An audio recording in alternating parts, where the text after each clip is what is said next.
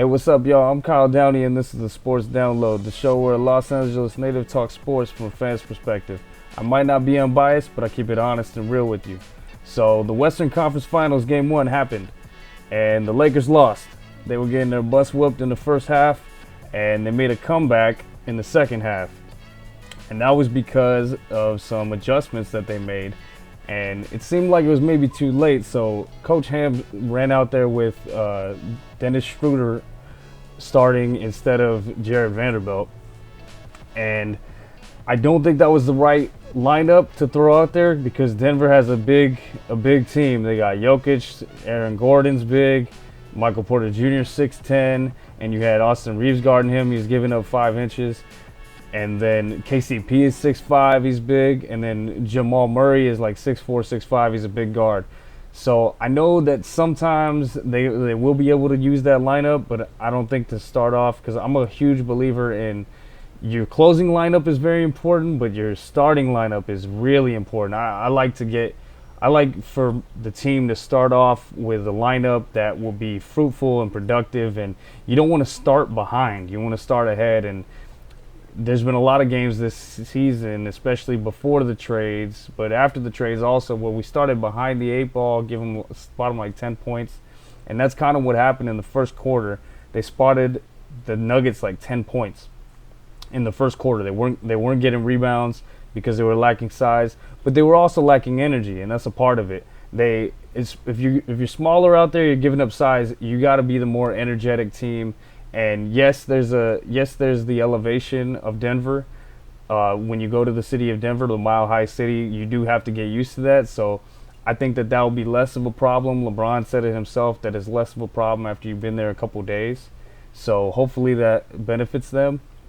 But also they just came out with sluggish energy. Not that they were lazy or not that they didn't try hard enough, but they didn't come out with the requisite amount of energy to match Denver, who's had 1 extra day off at least, or maybe 2. And they're a really good team. These are the 2 best teams in the Western Conference, obviously. And they did not come out with the right amount of energy to match Denver. Denver kicked their ass in the first half. Jokic had an incredible first half. And they started off, so it was the small lineup with Schroeder coming in there and then also lacking energy. But then they made some adjustments in the second half. They put Rui Hachimura to be the primary defender of Jokic, and that was helpful because then it freed up Anthony Davis to kind of roam around and help defensively, so he became a help defender. So once you put Rui on Jokic, then he's a big body. He's 6'8", 250, not as big, not as heavy, or weighs not as much weight as Jokic, but enough to kind of put strength on him, strength on strength, because Rui's a strong guy. And then that allowed AD to then guard Aaron Gordon or whoever was in the paint, and then kind of float over, get some help blocks, help defense. And I think it kind of, when I was watching the game, it looked like Jokic was thinking, oh, you're going to put a smaller guy on me? I'm going to go to work and I'm going to eat. And Jokic, I don't think he got taken out of his game that much. He still had a triple-double. He still had like 11, 12 assists. But a lot of that was in the first half. And then the second half, when they put Rui on him, it made him, I think it did make him think, oh, I'm going to take advantage of this mismatch. And then, like I said, it opened up AD. AD comes over to help defend. And then it's hard to you can't just dump it off for an easy pass, and that's also the best way to use Anthony Davis in this series defensively, because he's so special defensively. He can guard multiple positions. You don't necessarily just want to keep him on Jokic, because Jokic is still going to score. And I think that was good because it wasn't necessary, because AD knows how to play defense. He sometimes makes mistakes, but for the most part, he's an excellent defender. Makes little to no mistakes, and he's going to be able to stay on his man and then come and help at the exact right time. And we saw him get a couple blocks. Again, Jokic had an incredible game, but I think that adjustment helped out a lot. And also they not to bury the lead, but they dwindled the lead down from 20 points They were down 18 in the first half. They were trailing by almost as much as 22, maybe even more, and they dwindled it. They dwindled it down to just 3 points. 3 points in the fourth quarter. The game was right there for them. Came down to less than a minute left. LeBron has the ball. That's who you want to have the ball. And then he took a three. His 3-point shot has not really been there this postseason. It's coming along. I think towards the end of the Golden State series, he's been hitting more. He was hitting more shots, and they kind of dared him to take it. And he's LeBron James, so it's like he's a good shooter. He wasn't good this season, but he's a good 3-point shooter. You kind of live with that, but at the same time, it wasn't the best shot. And I think that they maybe dared him, and he's LeBron James, so obviously he's going to be very confident in himself, as he should be, one of the greatest ever.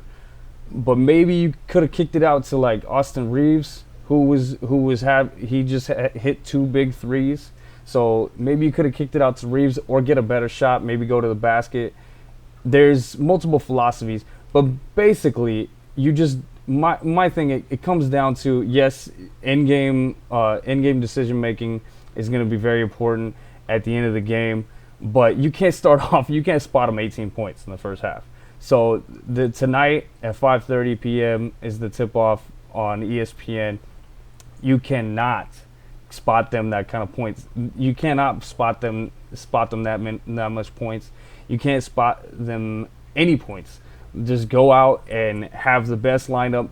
So it's been leaked already by Chris Haynes. Chris Haynes was reporting, I don't know if it was yesterday or what, but he's strong. It might have been today.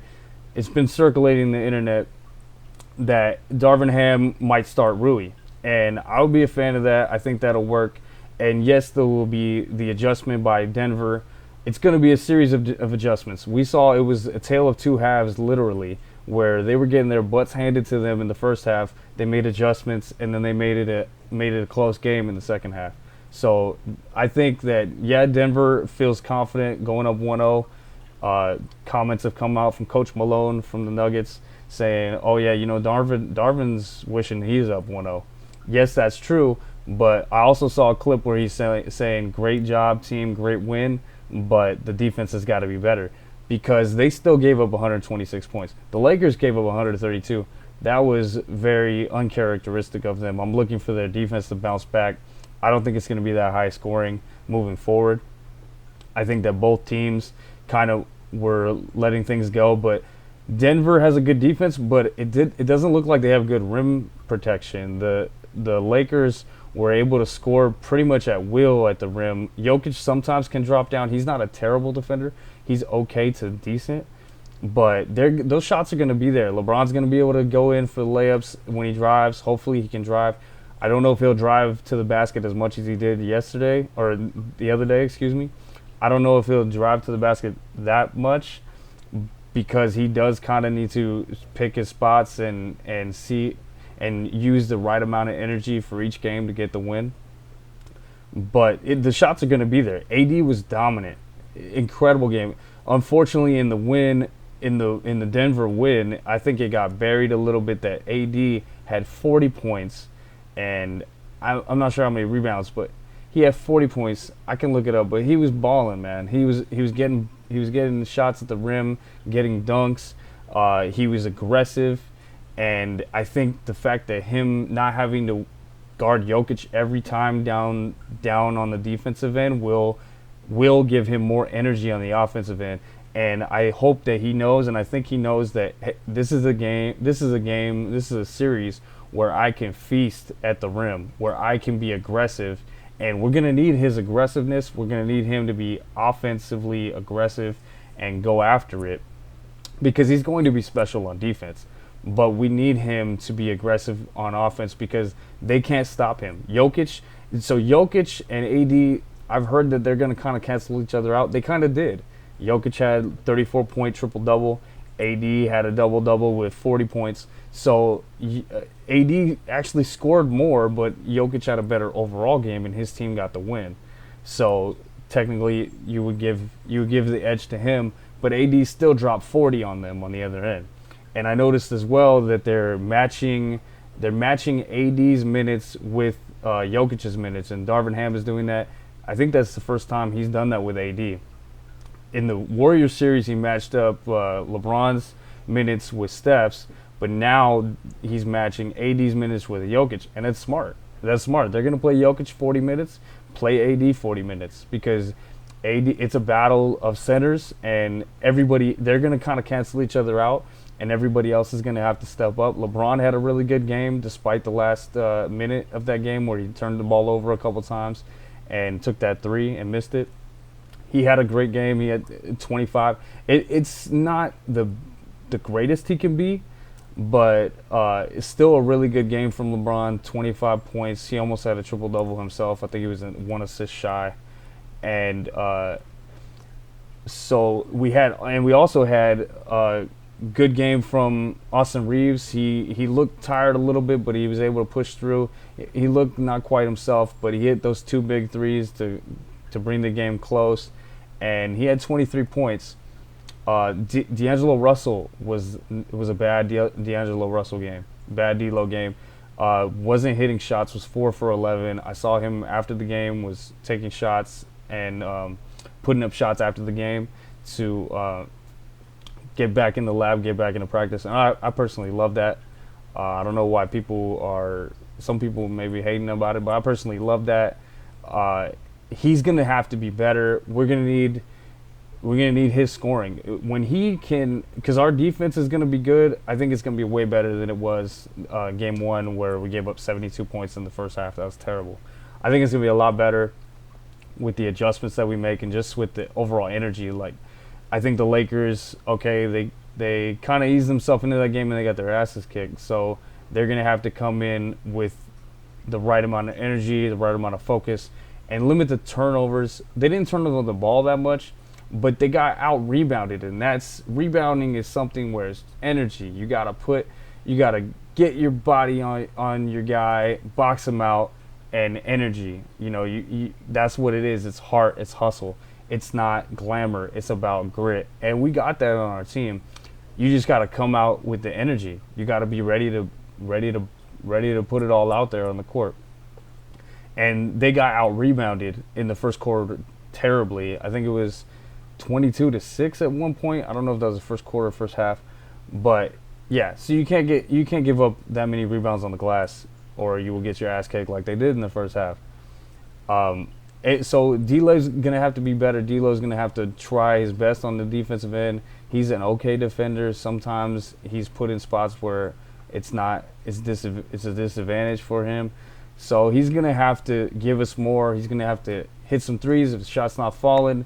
Use your size in the paint. Try to get something. Set some screens. Help out. Use your size to go help out and grab rebounds. I'm going to need D'Lo to play better. And hopefully he has a bounce-back game because when our defense is right and when we get a good D'Lo game, if we were to get a good D'Lo game and Austin Reeves has been pretty consistent other than the times he struggled from being tired. He's kind of pushed through that wall of being tired now, and he's been a good performer. If he's not scoring, he's helping out on defense and making the right plays and right passes and right hustle plays. But D'Lo is going to have to be better, and if the defense is good, and when D'Lo has good scoring nights, they typically win, especially this playoffs. In Game 6 against Golden State, D'Lo had 31 points, and we blew the doors off of Golden State. So that is a good recipe for success if he can hit shots and just get his confidence up. And I think that on the offensive side, the Lakers got to make adjustments on the defensive side. They're a defensive team. But on the offensive side, I'd like for them to run plays and get a good shot.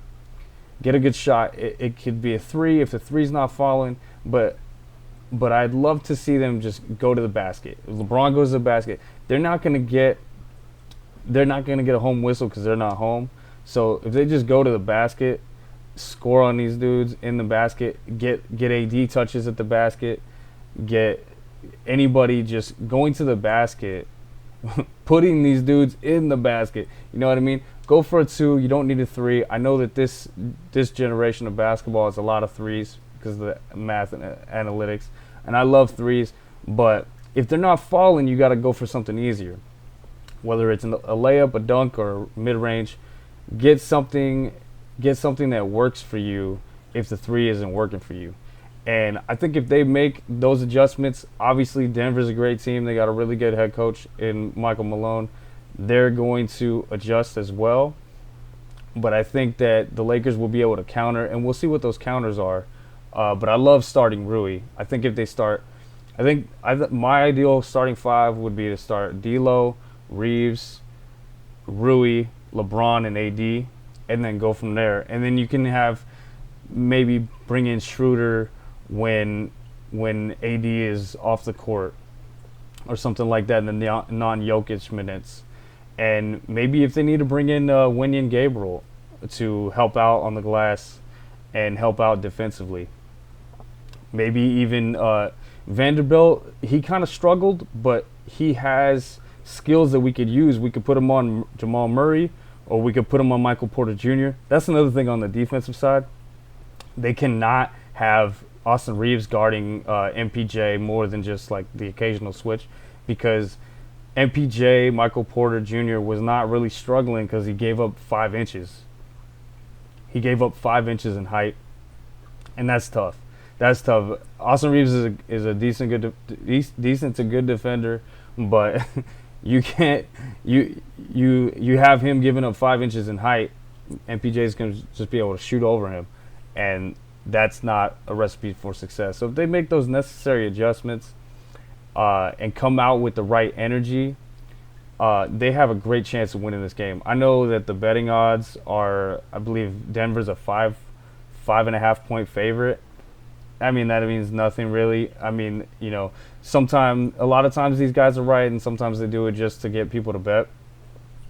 But I mean, that's the point. That's the points that they're giving Denver. They're giving them 5.5 points. I think the Lakers could easily win by 5 or more. It's not going to be a blowout, I don't think. I think that if the Lakers adjust to what they were doing and have good counters, because this series is going to be close. And I was saying Lakers in 6 because that's what they were doing.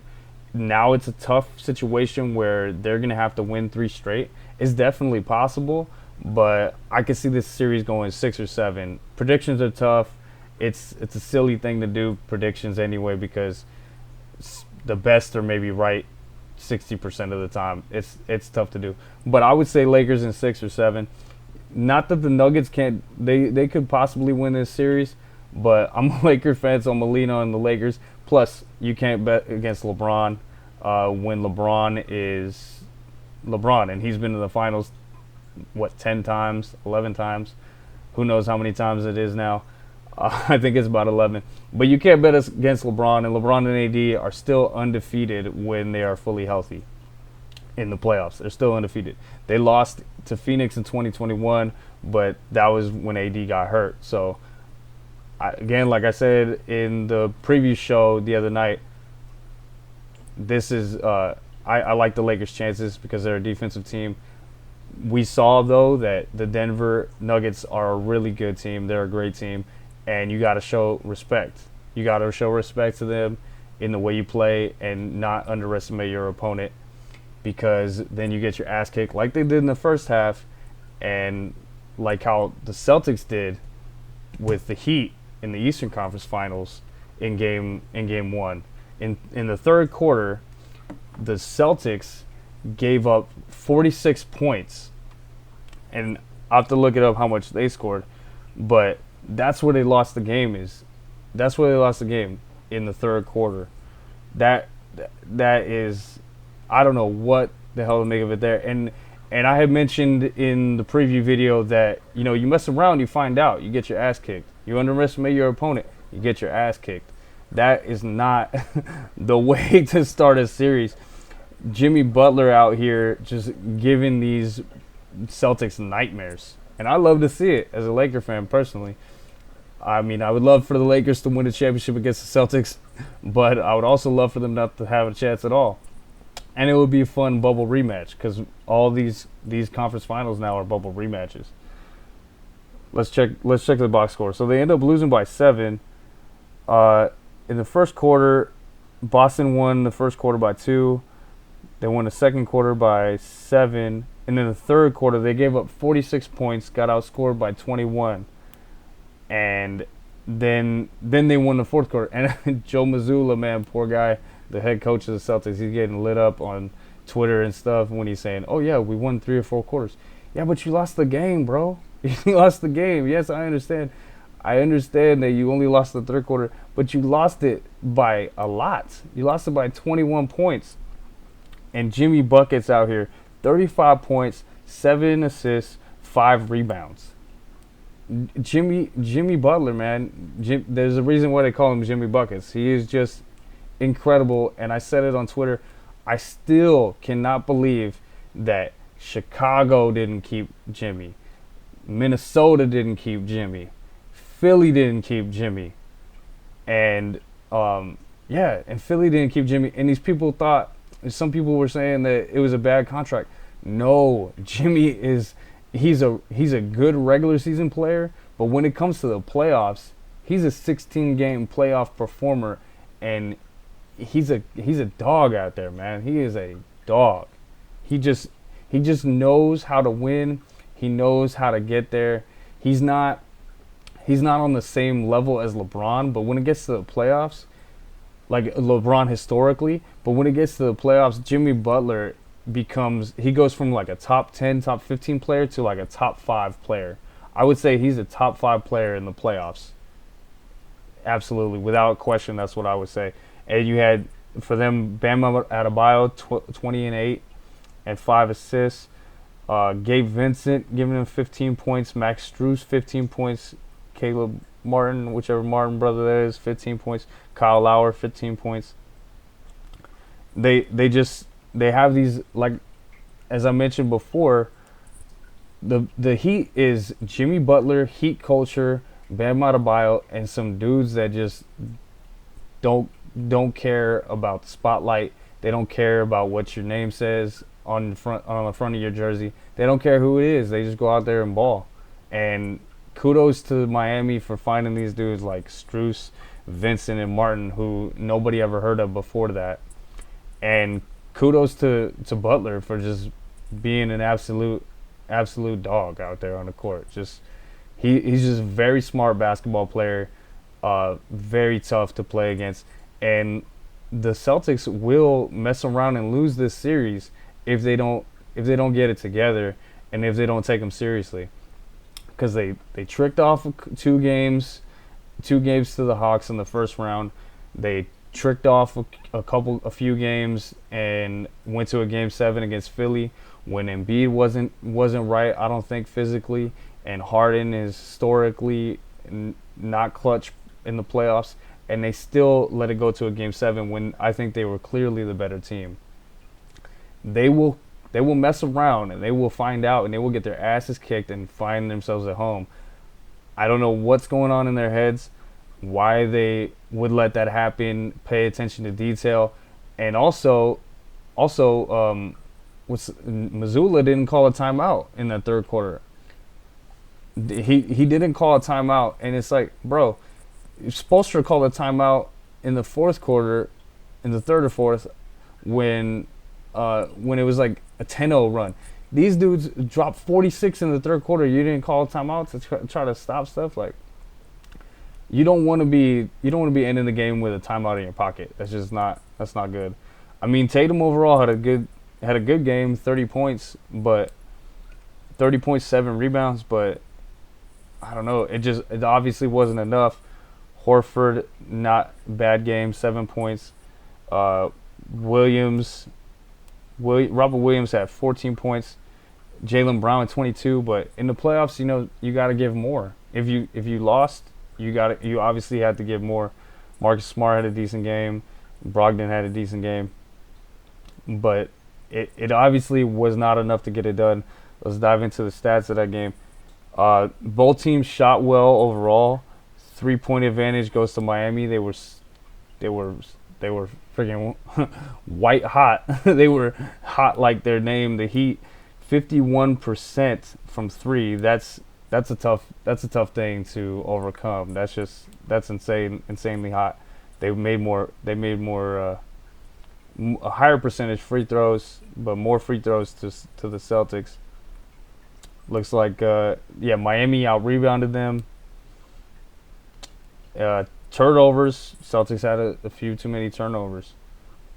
Celtics had more points in the paint, but it looks like it came down to the Heat were friggin' hot. They were red hot and just draining threes. And that third quarter was the death of that game. That third quarter was the death of that game for the Celtics. And yeah, I'm a broken record at this point. You mess around in the playoffs, and you will find out and get your ass kicked. So we'll check back in on that series. We'll check back in on that series on Saturday. But that's just crazy, man. That's just crazy. And there's been news that's been hitting the Twitter and hitting the Twitter. I sound old. Hitting Twitter and the internet. Doc Rivers was fired. That came out really quickly. Doc Rivers, the Philadelphia Sixers fired him after 3 seasons. And I understand, with all due respect to Doc Rivers, he won a championship, but that was a long time ago. And just from what I've seen and from other writers and media I've heard comment on this, I don't know if he's adjusted to the game nowadays, how it's played. He's an old school guy, and when he beat the Lakers in 2008, that was like 20 years ago, almost. That was 15 years ago, and it's a totally different league. And he blows leads. When he gets up in the series, he's blown more leads than any coach ever. I think at one point he was a good coach, but I don't think he's adjusted to the game and how it's played now. And yeah, I think he should retire, honestly, and go work in media or go golf. I know that he probably wants to still coach, but I just don't think he hasn't had the success that he's had since. Like he went from the Celtics to the Clippers. He choked a bunch there. Yes, they had injuries and stuff, but he choked. And now he was in Philly and he choked. And he's had good teams, and he hasn't gotten past the second round in a long time. And that I just don't think he's a good coach anymore. I don't think he was fully to blame. Like I said earlier, Embiid was hurt, and James Harden is not dependable in the playoffs every game. He's not dependable to get you a win. So those are factored in. They're all three to blame. But if you can't make adjustments, if you can't be able to win when you're up, and this is your third chance at it with Embiid, and he was the MVP, even though the coach never gets the benefit of the doubt. It's a rough game. It's a cold game being a head coach. You will get fired if you don't perform what you're supposed to, regardless of anything else.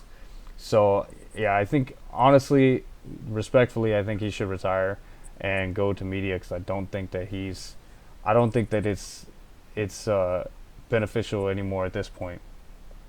I don't know where else he would go. But also Philly, you got Daryl Morey, who brought his buddy Harden over there, and they got some free agents. Are they going to bring back Harden? Are they going to bring back Tobias Harris? Like, Harden's a player option. Tobias Harris, I think, is under contract. They are going to have to navigate what they have there, and figure out a way to keep Embiid healthy, because yeah, he won the MVP, but he lost in the second round. That's not good enough. If you're Embiid, they say he's one of the most dominant big men. Jokic didn't get the MVP, and I know I'm not going to touch any of the crazy storylines that were surrounding that, but they didn't want to give him a third-time MVP, which I actually agree with, just because of historically that generally doesn't happen unless you're like Bill Russell or Michael Jordan. I don't even think Michael Jordan got 3 in a row. But Jokic is still in the playoffs. He's in the conference finals. Embiid is not. They got to figure out a way to get him healthy. They got to figure out a way for him to be more effective in the playoffs. And honestly, people think that James Harden's leaving to Houston. I don't quite get it. I think that it would just be a retirement spot, and maybe he'd make the playoffs in the first round exit. But I mean, we'll see what happens. It's hard to predict what these guys say.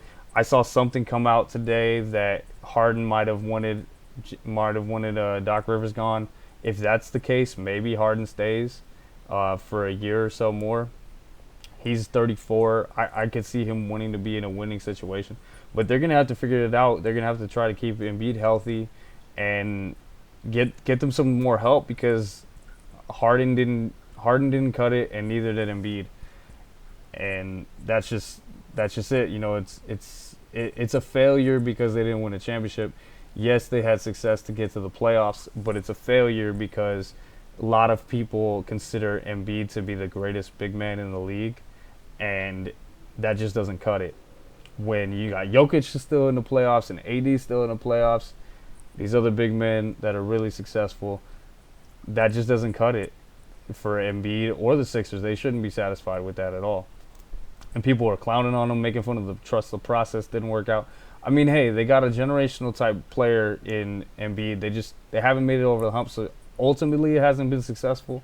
When they tanked 3 years, for y'all that don't know the trust the process thing, it hasn't been extremely successful to the highest degree, but they got their guy that they can build around. Now we'll just see what they do. They need a head coach now, and they need to figure out this roster. And then in other news, Bob Myers potentially leaving. I mentioned in the last show that Bob Myers, they're still waiting for his decision. A report came out from Shams Charania of The Athletic that Bob Myers has not reached any contract extension agreement with the Warriors, and that would be huge for the Warriors because Myers has been there for pretty much the entire time. Yes, he kind of came on and inherited Steph Curry, but he's been the guy that's been in charge, the GM of the Warriors during their dynasty. If he leaves, that would leave a lot of questions to whether, if he leaves even just to chill and do media and take a break, then, you know, does Steph want to stay? Will they bring on a GM that would make Steph want to stay? Or does Draymond then leave and say, well, you know what? I mean, I think Draymond, as I mentioned in the last show, I think Draymond would want to stay with Steph and Clay, as he's already said on his podcast, the guys that he rolled in with. But Bob Myers is kind of the man in charge of the roster. He's been the man in charge of basketball there. So if he leaves, that would be a huge domino.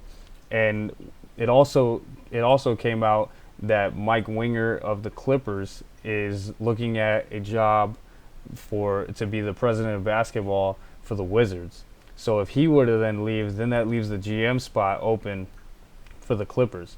I don't know if Myers would go to the Clippers, but that is a job opening there, and it raises a lot of questions. Like it would be a huge shift in the NBA community atmosphere if Bob Myers leaves the Warriors. It would be huge. Personally, I would love it if Bob Myers came to work with the Lakers because he has been very successful.